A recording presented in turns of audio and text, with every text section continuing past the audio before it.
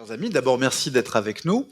Cette séquence était une tentative, hein, c'est la première fois qu'on le tente, c'est-à-dire de proposer à l'ensemble des élus, des maires de Normandie de nous rejoindre pour une séquence qui leur soit dédiée.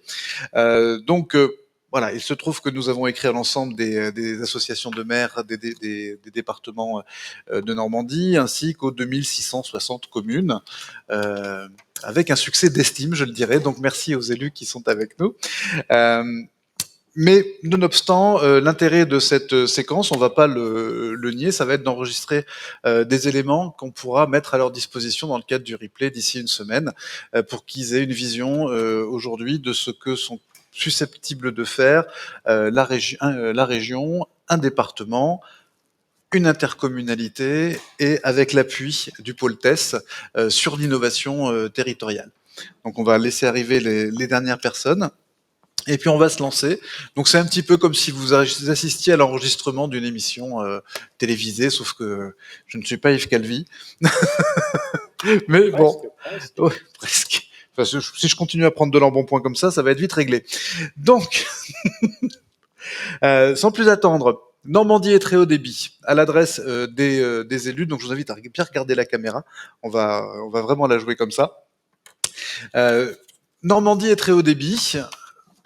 C'est dans l'ensemble des territoires. On l'a entendu, Madame la Vice-présidente, ce matin, il y a eu des interventions de 250 millions d'euros d'investissement de la région aux fins de correction ou de mise en égalité d'un certain nombre de réseaux. Il y avait peut-être des disparités que vous avez pu constater en fonction des territoires. C'est de ça qu'on va parler aujourd'hui. Quels sont les messages que vous souhaitez faire passer à l'attention des élus normands, des maires normands, et expliciter la stratégie de la région aujourd'hui, qu'il s'agisse d'enseignement supérieur, qu'il s'agisse d'économie. Voilà, le numérique en Normandie, sur la base du très haut débit, c'est à vous. Oui, alors effectivement, ce matin, j'expliquais qu'il y avait eu, on était à 62% de foyers raccordables, des disparités, effectivement, en fonction des départements et de leur histoire, hein, mais qu'on a nous tenté d'équilibrer effectivement par une enveloppe, on va dire territoriale.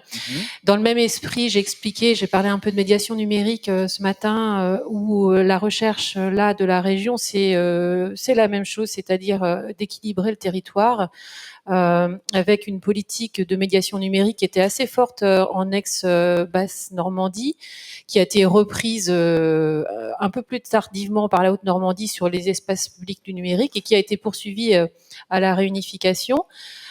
Qui s'est développé puisqu'aujourd'hui en termes d'EPN, on est à 150 EPN, donc en tout cas oui c'est ça, 150 et 54 tiers-lieux qui sont labellisés aujourd'hui en Normandie. Donc, nouvelle politique de médiation numérique pour permettre à ces lieux de répondre à la demande aujourd'hui qui a un petit peu évolué après cette crise sanitaire que nous avons vécue. Et puis une hybridation de ces lieux qui tendent à s'ouvrir vers de nouveaux services, de nouveaux publics. Alors il n'y a plus simplement que de la on va dire de la médiation vraiment numérique en tant que telle. On va aussi vers de l'innovation, vers des Fab Labs, vers le coworking évidemment. Voilà, donc on a fait évoluer notre politique un peu, mais toujours dans cet esprit d'avoir ce rôle d'ensemblier, d'accompagnement et de faire en sorte qu'émergent ces lieux sur l'ensemble du territoire et qu'ils touchent vraiment en fonction des territoires les publics qu'il doit toucher. Voilà, donc ça c'est sur la partie médiation. Donc il y a toute cette partie socle du très haut débit avec un objectif d'équilibre, et puis le deuxième volet qu'on appelle aujourd'hui inclusion numérique, c'est-à-dire pour permettre à toutes les personnes, à tous les Normands finalement, d'être à l'aise avec ces nouveaux outils qui sont de plus en plus obligatoires à travers les formalités en ligne et l'ensemble d'actes du quotidien. Oui, ça a été évoqué un petit peu tout au long de la journée, mais effectivement, il faut aider le citoyen. Et aujourd'hui, on est aussi, j'ai tout un tas de sujets à aborder avec vous. On a parlé de souveraineté tout à l'heure, Oui. et on a parlé de data center. Effectivement, la région Normandie a aujourd'hui en projet la construction d'un data center nouvelle génération avec un plateau de calcul intensif. Donc là, on est sur cette idée de souveraineté des données qui s'adresse dans un premier temps, enfin en tout cas, qui a été pensé, imaginé et qui va être construit en premier lieu pour justement l'enseignement supérieur, la recherche, l'innovation, pour sécuriser toutes ces données, les données également de la santé. Pour ceux qui souhaitent y aller avec nous, et des collectivités et éventuellement qui, la nôtre évidemment, mais les collectivités qui souhaiteraient donc utiliser ce service-là. Mais l'idée, effectivement, au départ, c'était de sécuriser et de rendre souveraines les données de notre collectivité et celles de l'enseignement supérieur de la recherche. D'accord. Alors, c'était en réponse à une recommandation, on va dire, nationale au niveau du ministère de l'enseignement supérieur et de la recherche, et on s'est engagé dans cette démarche. Et voilà, on est dedans, une maîtrise d'ouvrage régionale, donc qui va nous permettre justement d'assurer cette souveraineté et aussi de prendre en compte des critères environnementaux. Voilà, donc ça c'est un des services qu'on est en train de construire et qu'on... La sortie de terre serait à quel horizon de ce data center? Alors là, on est vraiment dans la première phase. Alors on va avoir une phase sur l'accueil de la nouvelle machine de calcul qui va être plus rapide. En fait, ça c'était pour répondre aux besoins de la recherche. Oui. Donc ça sera en place fin. Là, c'est en cours d'achat, on va dire, de mise en place de la plateforme, et donc ce sera en place assez rapidement. Et puis sinon, là, on va lancer donc les appels d'offres pour la construction du data center, mais bon, voilà, il faudra encore un peu de temps. On est dans cette phase on va être dans cette phase de conception en fait pour l'instant. Donc d'ici 2 ans, je sais même plus. Le temps passe vite, donc je dirais encore 2 ans et demi, encore le temps que ça se fasse, quoi. D'accord. Fin 2024.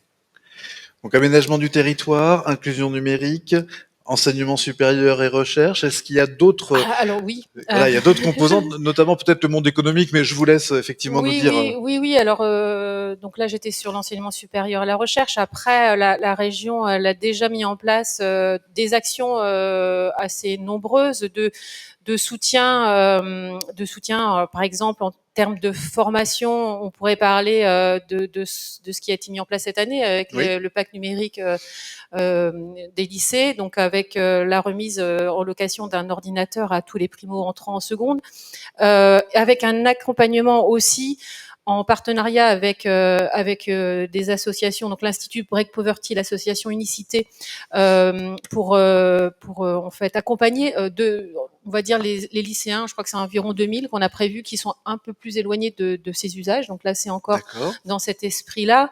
On a un accompagnement qui existe aussi depuis assez longtemps. Pareil, là, d'abord, je crois, en Basse-Normandie, c'est le programme communautique qui, là, en tout cas, est un accompagnement au CFA, aux organismes de formation professionnelle, pour adapter leur pédagogie et intégrer le numérique dans leur pédagogie. On a pu mesurer l'efficacité en fait de cette démarche justement pendant cette période Covid. On a constaté que la plupart des établissements normands qui avaient suivi ce programme ont été très habiles dans la gestion. Sur la formation à distance, ça a été très il y a un vrai historique ici en Normandie, oui. Sur les entreprises, alors bien sûr, il y a un accompagnement les entreprises. Quand on parle d'entreprises en Normandie, c'est au travers de l'agence de développement, un accompagnement des accompagnements sur les transitions numériques, des petites aides ponctuelles sur les entreprises, et surtout, là c'est récent, cette réponse. Cette mise en place du centre de sécurité cyber, du CSIRT, donc de réponse en premier appel, en premier secours, on va dire, aux attaques cyber, qui se met en place en ce moment et qui se fait en lien avec les têtes de réseau du numérique, et on est dans une démarche aussi. Alors ça, c'est une nouveauté. Est-ce qu'on peut y passer un petit peu de temps? En quoi Oui, ça va si vous voulez. consister Donc c'est en lien exactement? avec l'ANSSI. Hein. Alors, Ouais. en quoi ça consiste Comment on exactement? saisit finalement, comment on se signale auprès de ce centre de sécurité Bah, cyber? il y aura en fait juste un numéro d'appel en fait. Alors ça va nous D'accord. permettre aussi, enfin voilà, ça a plusieurs avantages. Ça permettra aussi de recenser toutes les attaques qui arrivent sur le territoire. Alors c'est porté par l'AD, donc ça s'adresse aux entreprises, mais ça s'adressera aussi aux collectivités, même si le choix a été fait que que je vais dire dans un premier temps. En tout cas, c'est porté par l'AD aujourd'hui. Ouais. Mais au-delà de ça, donc là, le but, c'est vraiment de répondre, d'accompagner les entreprises qui seront victimes d'une cyberattaque, de les accompagner éventuellement dans le dépôt de plainte, parce que ça, c'est important que des plaintes soient déposées justement pour pouvoir recenser aussi la nature des attaques. L'accompagnement dans la recherche d'une entreprise qui sera capable de répondre, ça veut dire qu'il faudra avoir recensé un peu dans l'écosystème régional les entreprises qui seront capables de répondre à telle ou telle attaque. Bon, voilà, c'est en train de se construire et ça se fait donc en lien avec les têtes de réseau qui existent en Normandie, et au-delà de ça, on est aussi dans cette démarche aujourd'hui de travailler sur éventuellement le campus cyber qui serait mis en place en région à Caen. Enfin, en tout cas, porter, oui, c'est ça, c'est pas Caen, mais en tout cas, Caen effectivement, il travaille depuis assez longtemps, donc. Bientôt, ça va être annoncé bientôt, je crois, dans 2 jours. En tout cas, c'est que cette démarche va être, on va dire, va prendre son envol là, concrètement à partir de jeudi, avec donc l'agence de Caen qui a déjà bien travaillé dessus, mais qui se sera porté, automatiquement porté par la région, puisqu'il faudra que l'ensemble des entreprises de l'écosystème normand s'y investissent, l'ensemble des organismes de formation aussi, parce que là l'idée c'est vraiment de pouvoir apporter cet écosystème lié autour de la cybersécurité, un vrai écosystème un peu dans l'esprit du campus France. Hein. Voilà, c'est ça, c'est global. Après, dans la forme, on est dans la réflexion encore. Voilà, l'année prochaine, on pourra en dire plus. Annoncer des Voilà, choses. donc là, il y a ça. Et puis, alors quand même, je vais parler beaucoup, mais je voudrais quand même parler de notre data lab, puisque enfin personne n'en a parlé encore aujourd'hui. Bon, c'était national, mais voilà le Data Lab qui est porté par la région Normandie et qui est un consortium d'une trentaine d'acteurs publics, privés, des acteurs qui sont spécialistes dans la data, dans l'algorithmie. L'idée là, c'est de travailler ensemble, de réfléchir ensemble à la création d'un écosystème de la donnée en Normandie. Et puis d'écosystème de la donnée, de travail de cette donnée, notamment avec l'IA. Donc, on travaille ensemble pour faire émerger des projets, des petits projets, et de répondre à des besoins qui pourraient se faire sentir dans différentes filières métiers. Enfin, l'idée, c'est vraiment de booster un peu cet écosystème de la donnée en Normandie. Donc voilà, le Data Lab. On a aussi un projet là on en a parlé tout à l'heure, de plateforme mutualisée de l'open data, puisque la région, par obligation au départ, s'en est saisie. Il avait déjà son expérience, notamment au travers de la CRI de Géonormandie. On avait cette expérience-là, et donc et cette obligation de se saisir de la donnée, de l'open data, donc on y travaille depuis quelques années. On travaille à la sensibilisation, on en a parlé tout à l'heure aussi en interne, de l'ensemble des services. On va aussi sensibiliser l'ensemble des élus, puisque là moi je suis un petit peu dedans, mais tous les élus finalement de la région ne sont pas aussi sensibilisés. En tout cas, on n'est pas tous également sensibilisés à l'intérêt de la data et de son utilisation. On en parlait tout à l'heure sur éventuellement l'utilisation qu'on peut en faire pour nos propres politiques.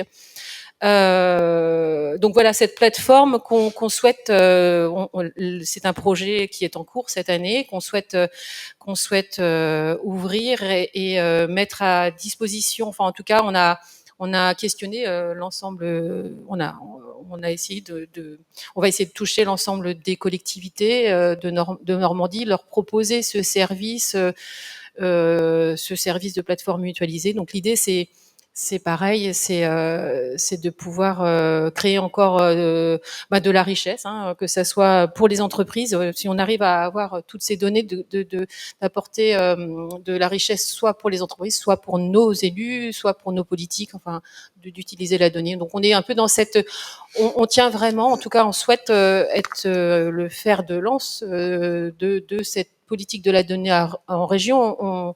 On n'a pas on n'a pas la compétence purement numérique, on l'a dit, mais on a cette compétence d'aménagement du territoire, du développement économique et voilà, je pense qu'on a la bonne position finalement pour pouvoir prendre un peu de hauteur et travailler donc avec les départements, avec les intercos et pour faire avancer le sujet qui est un sujet essentiel. Voilà, je pense que j'ai à peu près fait le tour. J'aurais peut-être, si j'ai des choses tout à l'heure à rajouter. Vous pourrez en rajouter. Je vais me tourner vers Jacques Belin. Effectivement, il y a une tradition. On parlait de cybersécurité avec le pôle TES, qui est un pôle de compétitivité ou un cluster, plus exactement. Non, c'est un pôle de compétitivité. C'est un pôle de compétitivité. Voilà, dont l'acronyme voulait dire à l'époque, même si vos missions se sont largement élargies, mais transaction électronique sécurisée, je crois. C'est ça. Nous sommes pôle TES, c'est transactions électroniques sécurisées. On existe depuis la première vague des pôles de compétitivité, c'est-à-dire depuis 2005, portés par des grosses entreprises au départ, notamment le groupement Carte Bleue, Orange, NXP et d'autres, et qui a permis d'ailleurs de faire naître la biométrie et le sans contact. On oublie quelquefois de dire que le sans contact est né à Caen.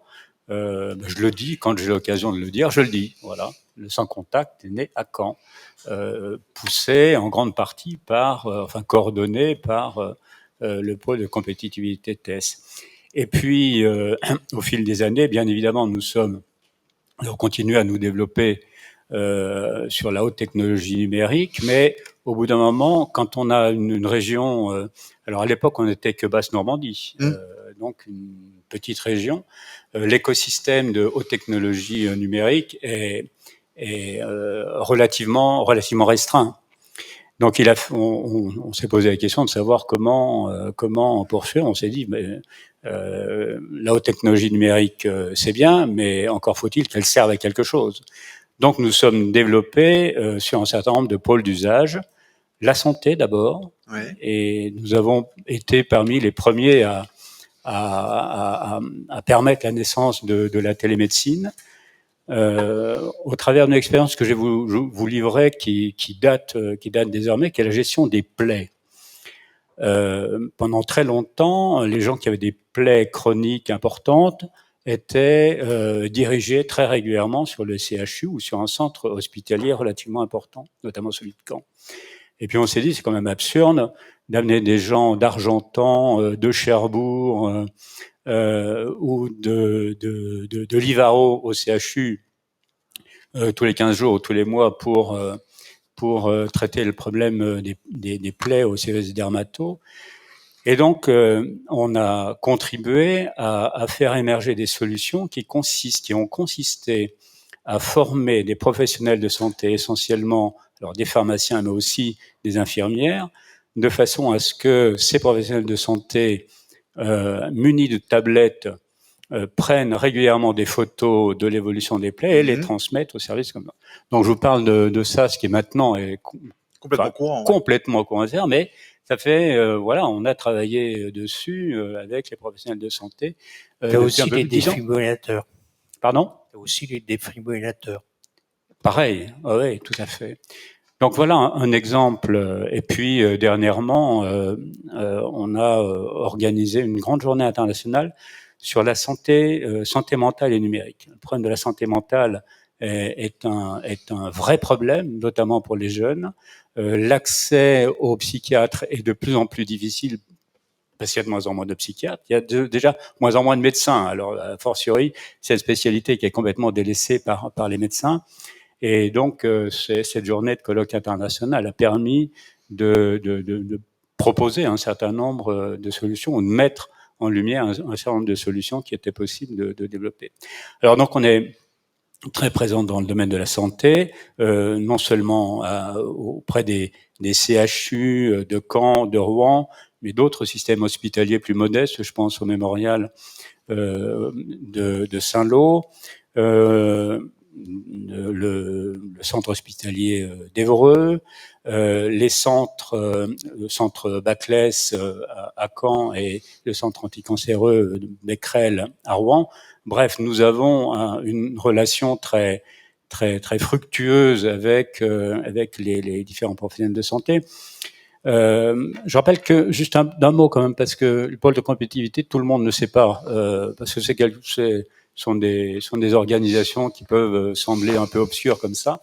C'est des associations qui mettent en lien les académiques, c'est-à-dire les centres de recherche privés, publics, les universités, les grandes écoles privées, publiques, les entreprises et les collectivités, les entreprises petites, moyennes et grandes. L'idée étant en décilotant, de permettre à des projets innovants et collaboratifs de se développer. Et donc aujourd'hui, le pôle TES, c'est 15 personnes, dont 5 experts bénévoles sur un certain nombre de thématiques, la haute technologie numérique, le tourisme, la santé, l'agriculture. Et donc l'agriculture, c'est pour nous un département important que nous développons depuis 5 ou 6 ans. Nous avons d'ailleurs créé une structure indépendante qui s'appelle AgriUp, avec Agrial, qui est une des très grosses coopératives dont le siège est à Caen, mais avec le Crédit Agricole, nous-mêmes bien évidemment. Et l'idée, c'est et la Chambre régionale d'agriculture, dont d'ailleurs le président de la Chambre d'agriculture au département de l'Eure est notre bénévole, spécialiste et coordinateur du secteur agricole. Et donc, voilà, nous développons et nous proposons un certain nombre de sujets, de solutions pour aider les agriculteurs. Et d'ailleurs, j'étais très intéressé par les présentations qui étaient faites par Nordet tout à l'heure, parce que la fibre, le coût d'installation de la fibre est relativement important. Alors, en zone dense, bon, ça peut aller, mais en zone rurale, et le milieu agricole, par définition, est plutôt à l'extérieur des zones denses, et les fermes sont, dans le meilleur des cas, dans des villages, et puis, dans le moins meilleur des cas, de façon complètement isolée. Donc, il faut qu'on leur apporte des solutions, et on voit bien que les agriculteurs sont parmi les professionnels les plus avancés en matière d'utilisation de numérique. Donc on a des relations tout à fait privilégiées, comme vous l'imaginez, avec la région. Il n'y a pas beaucoup de pôles de compétitivité dans la région. Il y a 2 pôles de compétitivité qui ont vraiment leur siège ici, et la majorité de leurs équipes ici, c'est le pôle TES et puis le pôle Hippolia. Il y en a un autre avec lequel nous sommes associés qui est NextMove, qui est un pôle automobile, dont le siège est à Rouen, mais dont la majorité des équipes est à Paris et qui travaille beaucoup sur l'axe Seine. Et nous travaillons avec NextMove pour faire émerger des solutions innovantes dans le domaine de la mobilité, la mobilité autonome notamment, et les véhicules autonomes. On a pas mal travaillé avec eux sur ces sujets de voitures et de véhicules autonomes. Et puis nous sommes en attente de la réponse de l'Europe. Nous avons plusieurs programmes européens, mais notamment un très important pour la région qui nous a confié le BB, qui est le Digital Innovation Hub, qui est un guichet unique, notamment destiné aux PME, plus particulièrement en lien avec la mobilité, qui permettra de diriger des financements européens sur ces PME qui ont beaucoup de mal, pour un certain nombre d'entre elles, à digitaliser leur système et leur process. Donc on est présent dans un certain nombre de domaines. On va bientôt être présent dans un autre. Alors on est présent dans le domaine de l'industrie et puis bientôt dans un domaine qui était un peu laissé, je veux dire, à l'abandon parce qu'il y avait un autre pôle de compétitivité qui était spécialisé dans la logistique qui s'appelait Novalog et qui, comme un certain nombre de pôles de compétitivité, n'a pas pu résister notamment là il y a eu une vague d'évaluation à la phase 4. Et donc il y a un véritable besoin et on nous demande de compléter ce dispositif. Pour dire 2 mots sur le financement, notre budget est proche d'1 million d'euros. L'État et la région apportent 30% du budget, mais il faut aller chercher les 70% pour développer nos différentes actions et différentes activités. Et nous sommes en train de préparer la phase 5 des pôles de compétitivité avec une forme d'anxiété quand même, parce que je trouve pour ma part qu'il n'y a pas du tout du numérique, qui vient plutôt des usages, qui vient plutôt du tourisme.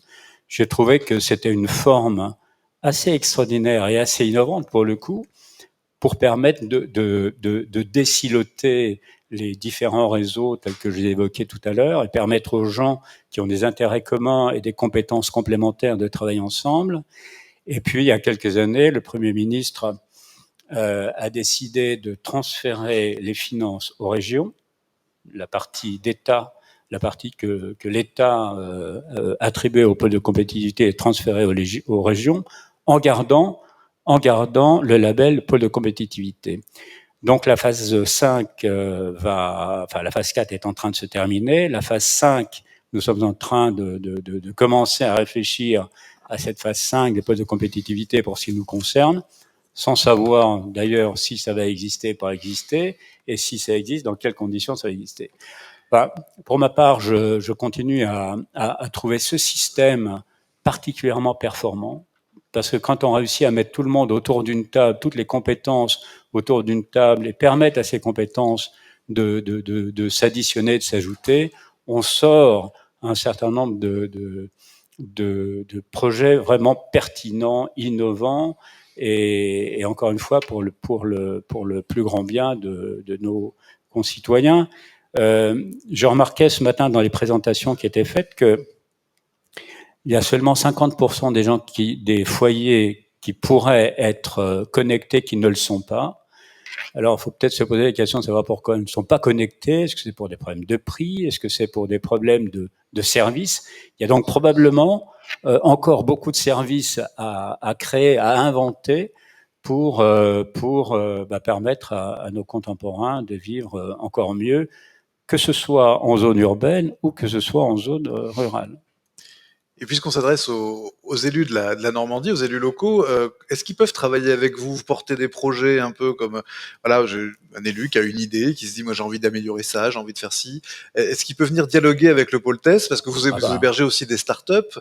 Il y a tout un mouvement autour du service aux populations. Nous, d'abord, on est ravis de parler avec tout le monde.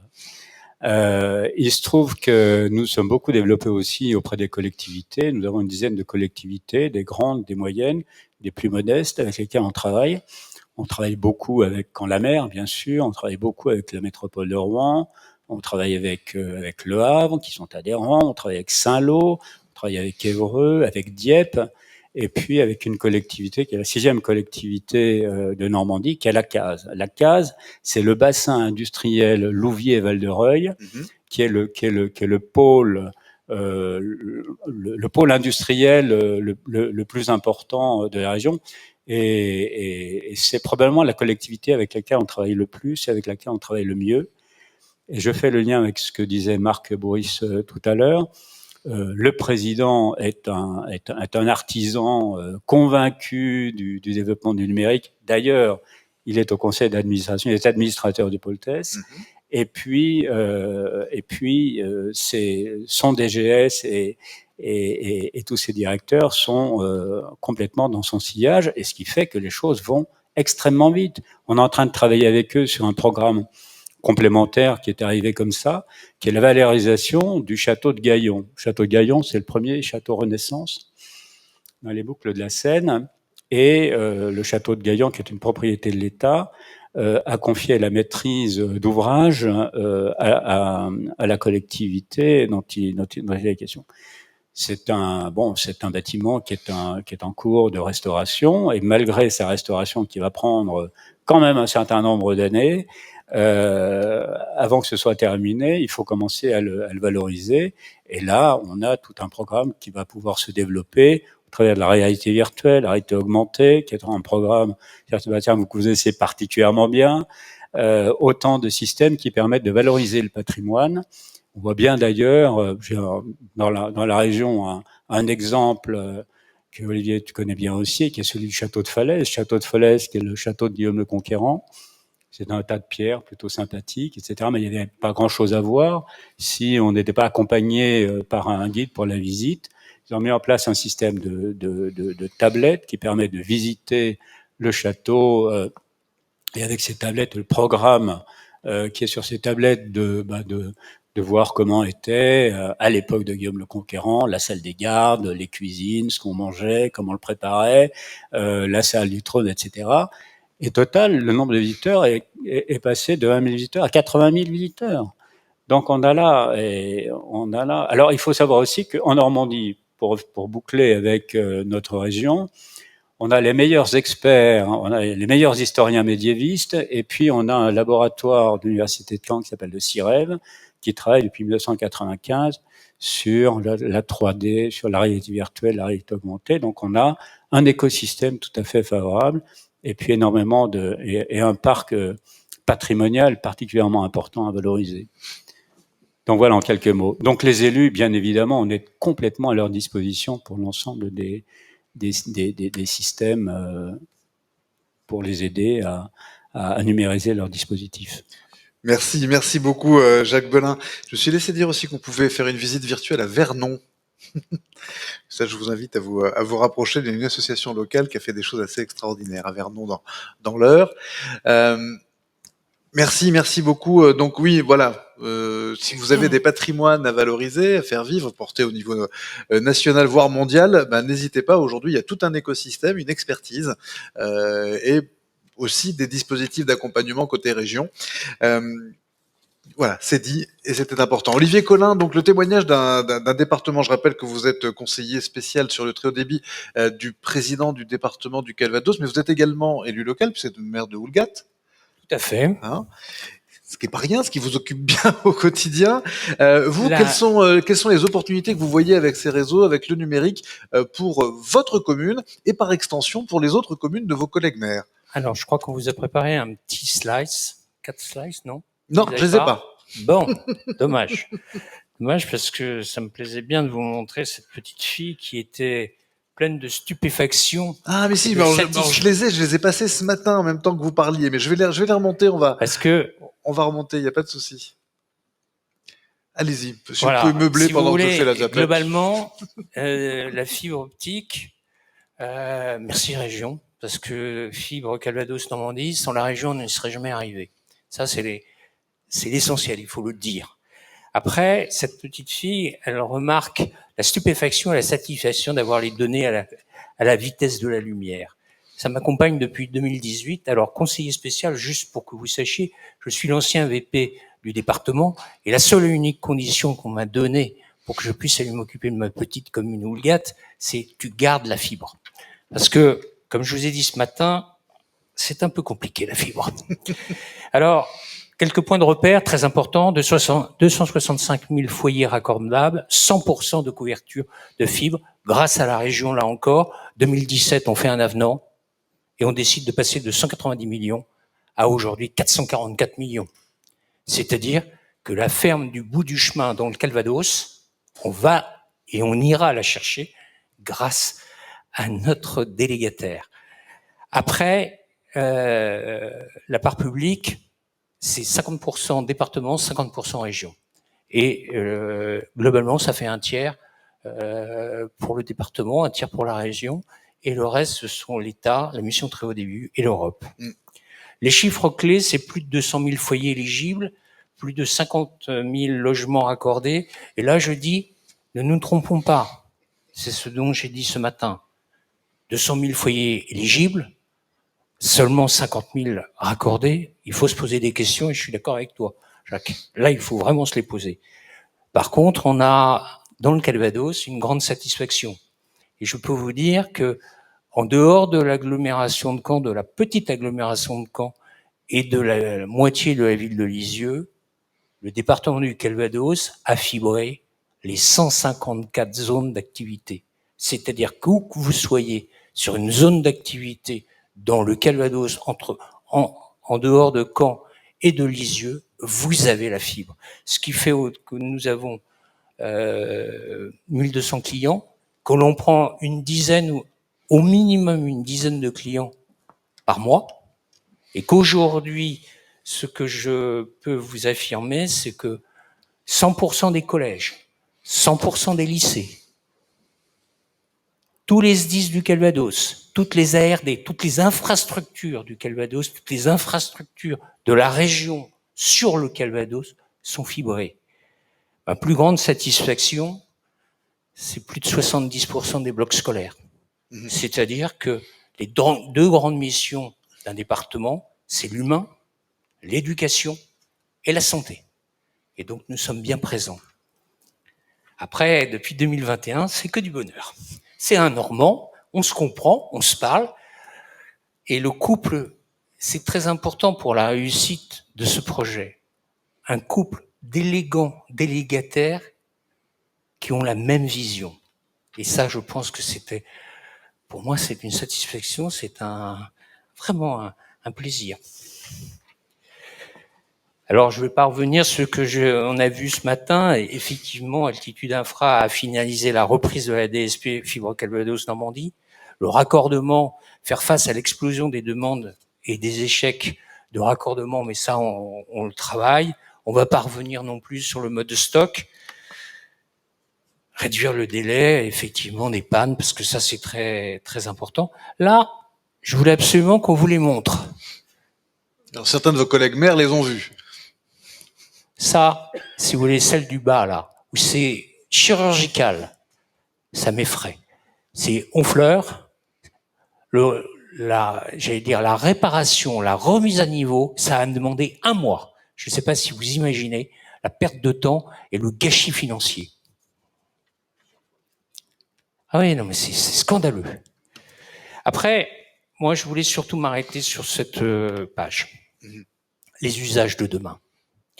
Donc, les collèges, effectivement, on a dès le départ eu cette vision stratégique. Car ce matin, c'est ce dont on a parlé, une vision stratégique.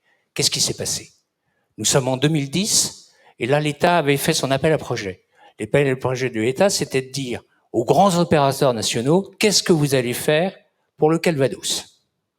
Et là, on a entendu une petite voix dire, on va s'occuper de la petite agglo de Caen, on s'occupera de la moitié de la ville de Lisieux, et pour le reste, chers collègues, ne vous trompez pas, c'était 2025, 2035. C'était ça qui était prévu.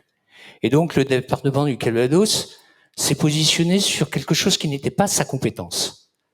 Elle n'était pas notre compétence, et c'était de dire, nous n'avons pas de hub, on n'aura jamais d'aéroport international, nous n'avons pas de TGV, et pour ceux qui prennent le train, bonjour les dégâts, malgré tous les efforts de la région, et Dieu sait qu'ils en font, au moins c'est confortable maintenant. Mais soyons très clairs, si on avait raté la fibre optique, tout ce qu'a dit Philippe Augier ce matin ne serait pas 90% le long de notre littoral du tourisme. C'est une activité économique colossale. Et donc, c'est là où on s'est rapproché de la région et main dans la main, nous sommes partis ensemble. Et donc, dans les collèges, pour ma part, j'ai toujours estimé en tant que professionnel de santé que j'avais 2 missions, l'éducation et en même temps, j'allais dire le maintien de la personne âgée à domicile. Et c'est tout ça que nous avons fait sur les collèges. Alors, au départ, 2 mégas, 10 mégas, 20 mégas, et à un moment très, très rapide. je me suis rendu compte que ça, c'était pas exponentiel, hein. C'était vraiment une montée ascendante du besoin de débit. Et c'est pour ça qu'aujourd'hui, avec Altitude Infra, nous travaillons pour relier tous nos collèges avec une fibre noire, une fibre dédiée. Et très sincèrement, il y aura juste à dire, vous voulez tel collège 100 mégas, 1 giga, on tendra le bouton. Et je pense que c'est une chance. Le numérique éducatif, vous en avez superbement parlé, madame, donc je ne vais pas y rajouter. La seule chose, c'est que aujourd'hui, effectivement, département, région, éducation nationale, main dans la main, pour avoir un projet d'accompagnement éducatif. L'inclusion, le département investit finance 23 personnes sur notre territoire pour aller au-delà du territoire, pour passer sur le territoire et faire en sorte que chaque comité de communes qui le souhaite soit accompagné et que nous n'ayons pas cette fracture numérique de la personne ne sachant pas s'en servir. Car pour moi, si vous voulez, ce qui était le pire, c'est qu'on puisse imaginer mettre de la fibre optique pour que vous ayez de la Wi-Fi dans la maison, regarder le film et éventuellement téléphoner. C'était pas ça que je souhaitais. Je souhaitais qu'on aille vers véritablement un apprentissage et une utilisation de l'application. La data, alors vous en avez parlé tout à l'heure, naturellement, il y a un data center au département, naturellement, on accompagne tout ça, naturellement, on a une vision la vraie vision de savoir ce que l'on va faire de tout cela. Parce que maintenant qu'on a très bientôt, grâce à Altitude Infra, une couverture à plus de 95% fin 2023, qu'est-ce qu'on va faire de tout ça? Et donc, je vous l'ai pas mis parce que je voulais que vous m'écoutiez. C'est la domotique. Vous savez que dans les 10 ans qui viennent, voire plus rapidement, vous allez avoir un doublement des 70 ans. Le cœur de métier du département du Calvados, le cœur de métier des départements, c'est l'humain. C'est donc la personne. Et donc la personne, il nous est impératif de suivre son accompagnement. Et à partir de là, si vous voulez, j'avais la certitude en 2010 qu'on serait encore capable de construire des EHPAD. La seule chose dont j'avais la certitude, et la preuve en est, c'est que nous n'aurions plus le moyen de les entretenir. J'avais aussi, en tant que professionnel de santé, la certitude que la personne qui vieillit n'a pas envie de quitter son logement, n'a pas envie de quitter sa maison, et veut qu'on repousse au maximum. Et donc là, c'est la domotique. Et vous avez raison, il y a des visions stratégiques. Car, et tu as aussi raison, Jacques, c'est que quand tu as un patron qui donne une ligne, eh ben les équipes, elles suivent derrière. Et quand le patron dit « qu'est-ce qu'on va faire de la fibre ?» et qu'on parle de les personnes âgées, et qu'il te dit « trouve des solutions », on travaille tous ensemble, une équipe travaille ensemble, et au département, vous avez plusieurs équipes qui travaillent sur les applications de la fibre. Et quand je prends la domotique, on s'est rendu compte qu'on avait, et c'est tout ce que vous avez fait aujourd'hui, Sébastien, on a besoin de données. Et comme on a besoin de données, nous avons pris la main sur le téléalarme.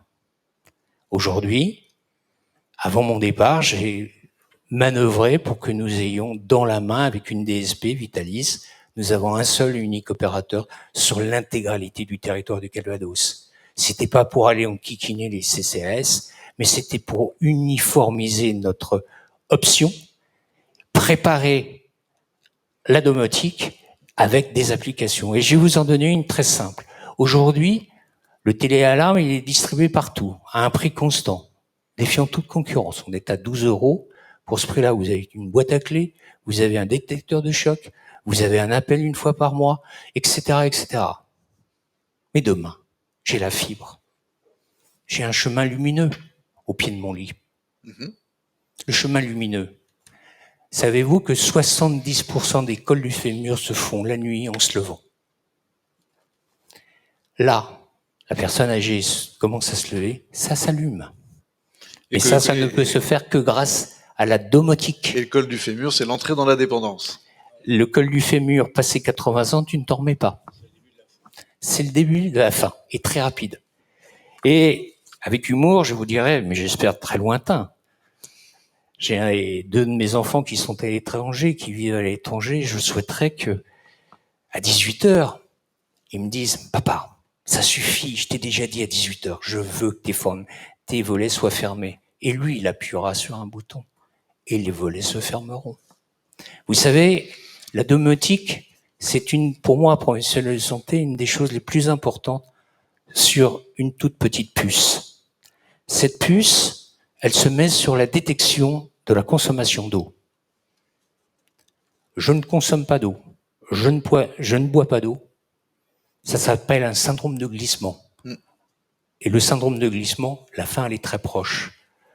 Dès que vous avez la domotique, il y aura, et c'est déjà prévu, une puce systématiquement pour nos personnes âgées. Et on saura immédiatement si nous atteignons le syndrome de glissement. C'est l'alerte. C'est l'alerte qui vous permet de bloquer. Voilà, moi, ce que je voulais vous dire Alors, en matière de domotique, vous avez une particularité ici, elle est à une vingtaine de kilomètres d'ici, à Breuil-sur-Auge, c'est la maison numérique normande de Bruno Delatour, le fondateur de Domotique News. Voilà, est-ce que c'est quelque chose que vous allez visiter régulièrement? Alors, je ne visite pas régulièrement, mais je peux vous dire qu'il y a 2 équipes au département qui travaillent dessus. Et je vais vous faire un petit joke. Aujourd'hui, vous savez que quand vous prenez l'autoroute sur votre voiture, quand vous sortez un peu de votre alignement, ça vibre. C'est l'ESP, contrôle électronique de trajectoire, absolument. Et bien maintenant, on a des puces qu'on met dans les chaussons. Et quand ma personne âgée, elle descend les escaliers, si le pied part un peu à droite, ça vibre et ça le ramène. Et vous voyez, c'est tout ça la domotique. Et c'est ça technique exceptionnelle. Alors, l'année dernière, j'étais déjà un peu mieux. J'étais un peu mieux parce que je sentais très fort que je verrais arriver à altitude infra. Aujourd'hui, j'ai sincèrement le sentiment qu'on y arrive. Parce que 2010, 2022, vous voyez, c'est pas d'hier. Et on a traversé des moments terribles ici. On m'avait vu prendre des coups de gueule. Vous avez entendu Philippe ce matin. Et sur le fond, j'ai à vous dire, c'est une fabuleuse révolution où il ne faut surtout pas perdre tous les usages. Les collectivités vont faire en sorte que vous ayez le tuyau, mais les usages, je suis désolé, c'est vous tous qui allez les mettre en place. Merci Olivier Collin, merci beaucoup. Merci pour ce message à vos collègues sur les territoires qui effectivement sont sensibles à tous ces aspects d'accompagnement des populations, notamment âgées. On va terminer avec Dominique Marchive, qui est le patron numérique, le DSI de Cœur Côte-Fleurie, pour témoigner de ce qu'il est possible de faire à l'échelon intercommunal. Alors certes, Cœur Côte-Fleurie n'est pas tout à fait une intercommunalité comme les autres, mais je crois qu'aucune intercommunalité n'est comme les autres. Et donc, ce que j'ai demandé à Dominique, c'est simplement de témoigner eh bien, de cette histoire un peu particulière, puisque si on est à Deauville depuis 11 ans, c'est parce que c'est la première intercommunalité à avoir développé un réseau de fibre optique, Cœur Fibre, et derrière à avoir petit à petit monté des usages sur ces réseaux. Merci Sébastien de me faire témoigner. Je représente mon président au pied levé. Donc on m'a demandé de justement de vous faire part des projets qu'on avait menés autour du très haut débit. L'intégralité de nos développements se font sur la fibre et en particulier sur la fibre qui a été déployée dans le cadre de notre RIP. C'était clairement une demande des élus. Tout a commencé, Marc Boris en a parlé un peu tout à l'heure, par interconnecter les communes entre elles, histoire de pouvoir partager des services informatiques à la base.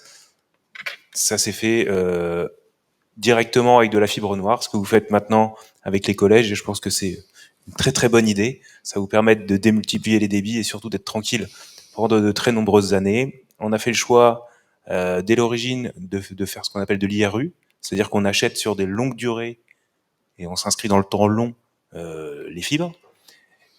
Et ça nous permet, depuis 2016, ce projet de boucle intercommunale dont a parlé Marc Boris, de déployer d'autres services. Ça a commencé par la vidéoprotection. Alors on avait un tout petit projet, 40 caméras sur 11 communes, ce qui finalement fait très peu de caméras par commune.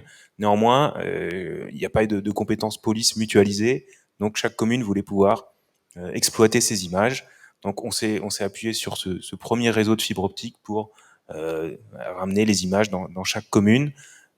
En 6 ans, 7 ans après, on en est à 245 caméras déployées sur le territoire, sur la même architecture. Donc, encore une fois, dans du temps long, avec des investissements certes assez lourds, mais qui finalement sont assez pérennes dans le temps. Et en même temps qu'on a déployé la vidéo, on a aussi déployé tout ce qui est Wi-Fi public. Et ça, pareil, ça s'est clairement appuyé sur la fibre, et encore une fois de la fibre noire. Des offres qu'on a montées avec Tutor à l'époque, ensuite avec Covage, justement pour avoir accès à cette fibre noire à des prix très intéressants, des prix spécifiques pour les collectivités. On en parlait encore un peu hier soir pendant le dîner. J'ai vraiment insisté sur le fait qu'il y avait vraiment besoin pour les collectivités d'offres spécifiques. Tout à l'heure, Monsieur Collin, je vous entendais parler de GFU avec Altitude. Bah, ces offres-là, elles ont un intérêt. Hein. Nous, dès le début, on s'est dit pourquoi passer par un opérateur si on a les compétences de le faire nous-mêmes. Est-ce qu'il n'y a pas quelques euros à économiser par-ci par-là, et sur des dizaines d'années avec nous, maintenant, on a à peu près 160 sites d'interconnectés sur les 12 communes, hein, parce qu'il y a une commune qui nous a rejoint. Alors, c'est des bâtiments publics, c'est des sites vidéo, des sites Wi-Fi, des fois le Wi-Fi en premier, des fois la vidéo en premier. Ça accompagne le développement touristique, ça sécurise le développement touristique. Marc Boris en parlait aussi tout à l'heure. Les flux de voitures, on les fait traiter par des systèmes basés sur l'intelligence artificielle. Je suis en relation avec vos services à la région, effectivement, pour héberger nos équipements dans le futur data center.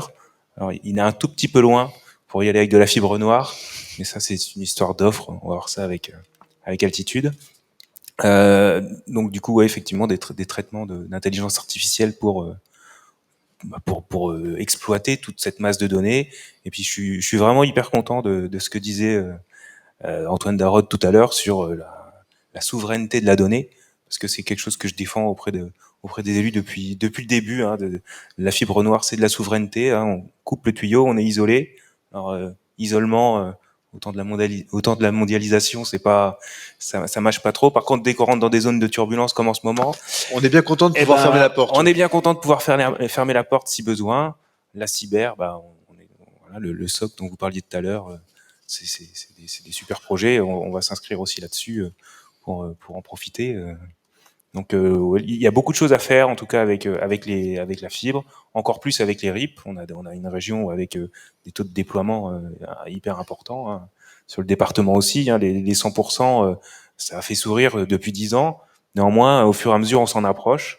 Avec notre projet de réingénierie, on s'en approche énormément. Les dernières zones qui sortent, on est entre 90, 95, 98%. Et on a commencé par la campagne, donc des zones qui n'étaient pas, enfin qui sont pas du tout accessibles en DSL, 1 méga, même pas des fois. Bon, bah maintenant, encore plus depuis qu'on a les opérateurs nationaux, tout le monde, donc des offres commerciales très classiques en pleine campagne avec du giga. D'autres opérateurs vont proposer des offres encore plus rapides, hein, Free par exemple, qui propose des offres jusqu'à 10 gigas avec des technologies. Les dernières technologies de maintenant qui sont accessibles grâce à la réingé. Donc ça avance, mine de rien, ça avance. Voilà. On souffre beaucoup au quotidien. Monsieur Collin en parlait beaucoup parce que vous savez qu'il y a une petite commune qui s'appelle Saint-Pierre-Azif, qui fait partie de 4CF. Une armoire. C'était une ancienne commune de mon canton, mais là c'est que du bonheur. Ils sont en raccordement à plus de 95%. C'est le meilleur. Et il y a 70 habitants. C'est une armoire hors norme. Parce que si, c'est une armoire hors norme parce que elle est trop petite. Normalement, on n'aurait pas dû l'avoir. Mais cette armoire, finalement, elle a rencontré son public. Le public, il était là. C'est juste que la commune était trop petite pour avoir une armoire au sens des règles de l'ARCEP. Et on a été obligé de faire du forcing pour pouvoir mettre une armoire. Sinon, le technicien Orange disait c'est trop loin. On n'aurait pas pu la raccorder. Il aurait fallu faire 7-8 kilomètres pour aller dans le patelin d'à côté pour raccorder un abonné. Donc voilà, cette armoire, il y a pas beaucoup de prises, hein, 200, 300 prises, parce que ça couvre aussi une autre commune à côté, mais effectivement, les toutes petites communes, Saint-Pierre-Azif, Vauville, par exemple, où il y a beaucoup de haras, et pour eux, l'agriculture, ça se fait pas en satellite, ça se fait en fibre. On a la chance que ça puisse se faire en fibre, et ils surveillent les chevaux. Parce que vous savez, tout se rejoint. Tout à l'heure, on a parlé des pôles de compétitivité. Et un des plus beaux pôles de compétitivité de notre territoire, c'est Hippolia, c'est la filière équine. Goustranville va recevoir l'école vétérinaire de Paris. Aujourd'hui, Saint-Comté-Goustranville, ça fait partie des 3 sites dans le monde de la recherche équine. Vous avez Lexington aux États-Unis, vous avez Dublin en Irlande, et vous avez Saint-Comté-Goustranville. Et sans la fibre, rien n'est possible. Et là, aujourd'hui, ce pôle de compétitivité, eh ben, si vous voulez, on a toutes les espérances. Et je ne sais pas si vous voyez, on va faire venir, il devait venir à Deauville il y a 2 ans, tous les grands chercheurs, les 400 grands chercheurs de la recherche équine, et sans fibre, je n'imagine pas qu'ils soient venus. C'est clair. C'est clair. Merci beaucoup Dominique pour ce témoignage. Encore beaucoup de pain sur la planche et toutes les EPCI n'ont pas la chance d'avoir un DSI. Donc voilà, message un peu particulier. Toutes les communes, c'est hors de question, mais mutualiser un poste DSI au niveau intercommunal, ça a vraiment, vraiment, vraiment du sens. Parce que parler de technologie sans avoir les connaissances techniques, c'est toujours quelque part une mauvaise surprise à la clé, parce qu'il y a ce qui est souhaitable et puis il y a ce qui est faisable. Donc c'est important d'avoir des hommes de l'art à vos côtés dans vos collectivités. Je vais laisser le mot de la fin à Madame la vice-présidente avant de peut-être passer le micro à la salle, mais comme on est en comité restreint, peut-être qu'on pourra échanger autour d'un verre de l'amitié juste après cette séquence, que je vais vous laisser conclure, Madame la vice-présidente, à l'adresse de nos amis maires et adjoints de la Normandie au sens large. Donc, moi, vous dire que je suis ravie d'avoir participé à cette journée très intéressante. Et dire aux élus que oui, la région Normandie est à l'écoute. Donc, ne pas hésiter à contacter nos services. Voilà, on a tout un tas de dispositifs pour vous aider, pour vous accompagner, et on est preneur aussi de vos idées, parce que l'idée c'est, enfin notre idée à nous et notre volonté c'est, comme je le disais tout à l'heure, c'est d'être un peu chef de file, fer de lance, de pouvoir organiser tout ça, parce qu'on l'a vu, hein, vous l'avez bien répété. Quand on est ensemble, on est plus fort. On a évoqué cette question de souveraineté qui aujourd'hui est nécessaire à prendre en compte. On arrivera à garder notre souveraineté par des infrastructures, comme on l'évoquait tout à l'heure, mais aussi en créant cet écosystème qui permettra d'avoir des entreprises qui vont s'emparer des sujets et qu'on puisse ne plus n'avoir qu'à faire à des entreprises étrangères pour aussi sécuriser ces données-là. Voilà. Enfin, donc l'enjeu est énorme. Donc voilà, n'hésitez pas et on sera à votre écoute. Merci Merci infiniment. Merci aux élus normands qui nous retrouveront sur le replay. Vraiment, je vous invite à vous saisir de ces réseaux qui sont en investissement partagé. La difficulté, c'est effectivement d'arriver à projeter un projet de territoire. C'est jamais facile quand on est pris dans la gestion du quotidien. Mais les collectivités sont de moins en moins des administrations de gestion, de plus en plus d'administrations de projet. C'est ce qui crée leur attractivité. Donc voilà, même si c'est pas facile, même s'il y a un jargon, de toute façon, j'ai envie de dire, faut s'y mettre pour le meilleur et pour que le numérique ne soit pas le pire dans vos territoires. Voilà. Merci à l'assistance. Merci beaucoup pour cette très belle journée aux franciscaines ici à Deauville. Rendez-vous l'an prochain pour la 12e édition. Merci et bravo à vous.